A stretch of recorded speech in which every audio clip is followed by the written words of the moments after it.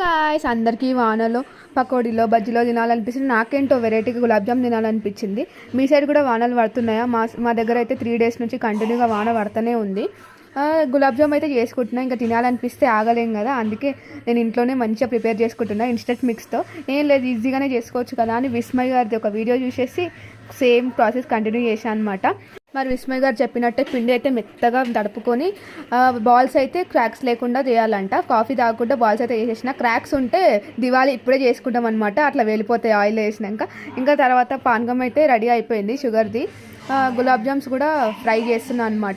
Fry అయినాక చూడండి ఎంత నీట్గా వచ్చినాయో. క్రాక్స్ వస్తే ఆయిల్లో వెళ్ళిపోతాయి. దివాళీ ముందే చేసుకుంటాం మనము, అందుకే నీట్గా చేసుకోవాలి. చూడండి ఎంత నీట్గా వచ్చినాయో నా జామున్స్ అయితే. తర్వాత షుగర్ పాకంలో అయితే అవి వేసేయాలి. పాకం అయితే మొత్తం చల్లగా కావాలి, కానీ నేను ఆగలేక ముందే వేసేసిన అనమాట. అయినా సరే బాగానే అయినాయి. మినిట్స్ తర్వాత చూస్తే పాకం అయితే మంచిగా పీల్చుకునే జామున్స్ అయితే రెడీ.